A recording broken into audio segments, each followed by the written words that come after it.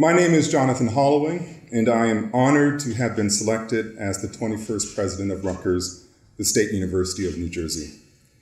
Today marks the beginning of a grand new adventure for my family, and I hope for this wonderful and exciting statewide community. I want to thank the Search Committee, the Board of Trustees, the Board of Governors for their trust that I have something special to offer Rutgers. I pledge to do everything I can in the coming years to demonstrate through words and, more importantly, deeds that this trust has been well placed. I also want to thank Bob Barchi for his incredible work these last 8 years. He has been a transformative president who guided the integration of UMD&J and the formation of Rutgers Biomedical and Health Sciences, while also enhancing Rutgers facilities throughout the state, improving the quality of the academic enterprise, and raising Rutgers rankings in various polls. Bob Barchi has made the Rutgers presidency a particularly enticing position because the foundation is now so very strong. Thank you for that.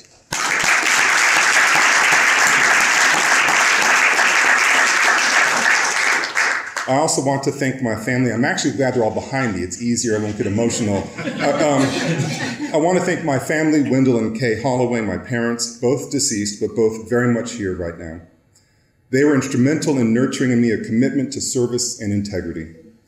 Through their respective careers in the military, the federal government, corporate lobbying, my father, and primary school education, my mother, they led lives that were dedicated to the idea that we must never give up on the future and that we must always respect our pasts. My amazing wife, Ashlyn Colon, gave me permission to put my name in the hat back in December. We are very close partners in all that we do. You will discover that she is my secret weapon. And because she saw the potential opportunities for us here, I'm in front of you today. Now that I am President-Designate, I will look to our children, Emerson and Ellison, to keep me in my place. As teenagers, they are already quite adept at that, and I appreciate them for it. I'm honored that members of our extended family have been able to make it here for this announcement. My parents-in-law, Pat and Angel Colon, our cousins, well, I have Jennifer Parker, but she decided not to show up this morning. Jennifer Parker and Gus and Michael Henningberg, and our dear friends Lisa Gilbert and Terry Perdue. 3 of these relatives bear a bit more emphasis today. Pat Colon is representing her parents, siblings, nephews, and niece who have made their homes in Ocean City and Lindenwold. Gus and Michael Henningberg, who together represent northern New Jersey enclaves, also merit emphasis. Some of you may recognize their last name. Gus's father, Big Gus in our family, was an icon in Newark and dedicated his life to civil and civic rights for all people. I already knew as much growing up, but in going through the search process, I discovered just how important he was as a mentor to an entire generation of New Jersey leaders. Others may recognize Gus's name because he is father to Jules Henningberg, the 2018 Rutgers grad and All-American lacrosse player. Now, as a quick aside, Jules and I do have something in common more than just the family lineage. I too was a varsity athlete in college, and while Jules was an active force on the field, I was busy making sure everything was in order on the sidelines. In fact, I was so good at this task, the football coaches decided to keep me there for my 4 years. Another story for another day. In any event, I highlight these family connections because while I may not have lived in New Jersey, I already feel that I have several close relative advisors who will help me navigate the cultures and histories of this great state. Now, I understand it's the first day of spring semester, and so this is a day that is encumbered by new things, new courses, new research opportunities, new lines at the bus stops, I'm told, and now a new president. You know about courses, research, and yes, the bus lines, but what is there to be known about me beyond the introduction, which you have been burdened with privately in the board, but also in the last 2 days of leaked stories? As you know, I'm a historian by training and have spent my scholarly career focused upon the post-emancipation United States. My work exists at the crossroads of intellectual and social history, meaning that I have explored the history of ideas and the people who generated them. Most recently, I've written about universities, thinking in careful terms about these communities and their role in society. Through my scholarship, I have come to appreciate the nuances that are woven into the fabric of a research university, a deep commitment to curiosity, an embrace of uncertainty, a faith in the timelessness of some ideas, as well as the courage to know that this faith needs to be tested regularly, an unblinking acceptance of complexity, and an unwavering dedication to service. These attributes make universities special places. And although it may sound quaint to some, and it may sound ridiculous when one thinks about how large Rutgers is, I think of universities as beloved communities. They are far from perfect, but they are deeply committed to the pursuit of perfection. In order to be well prepared for that pursuit, I feel it is important to be guided by some core beliefs.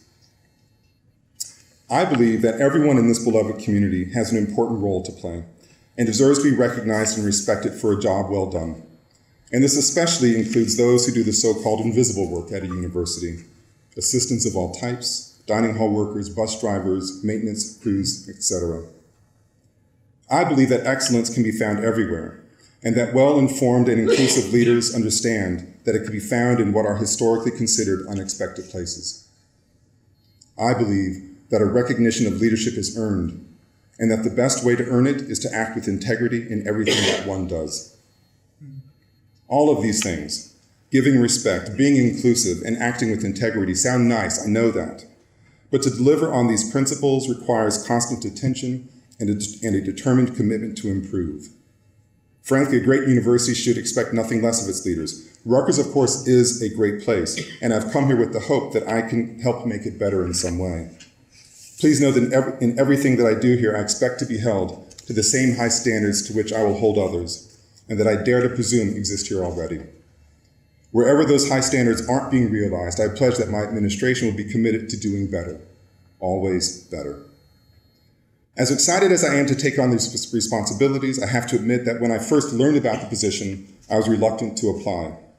Rutgers had loomed so large in my mind for so long, I wondered how I could possibly rise to the task of leading one of this country's great state universities. From the time I was in graduate school, I knew that Rutgers boasted an incredible roster of scholars in my fields, a star-studded list of leading figures who were part of a research powerhouse. As I took a closer look at Rutgers from the perspective of a presidential candidate, however, I came to see that it was even more impressive than I knew it to be in my academic fields.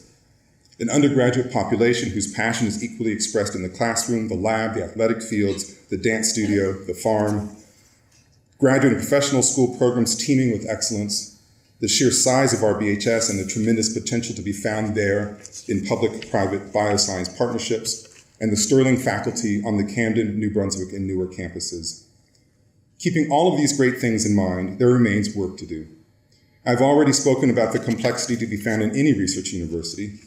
Rutgers, it seems, has doubled down on this aspect of university life, and I look forward to discovering ways to lower the barriers, cultural, logistic, etc., that exist between Camden, New Brunswick, and Newark.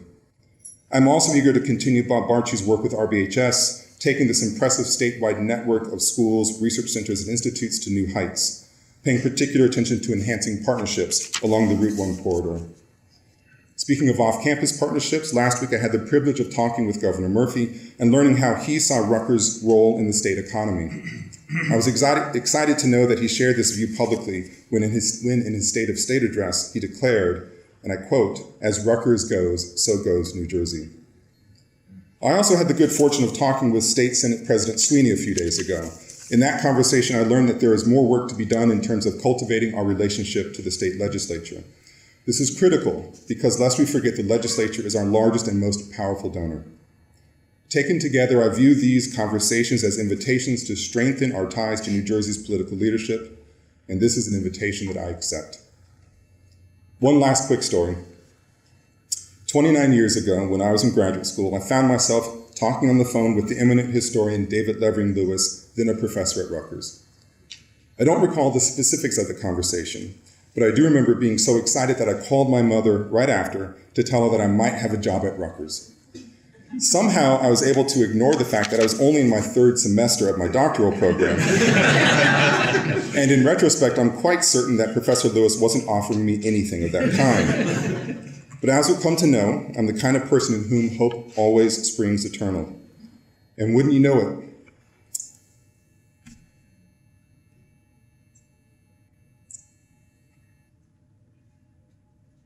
I thought I could get through this moment. No. And when you know it, this time my hope paid off. Mom, I got the job.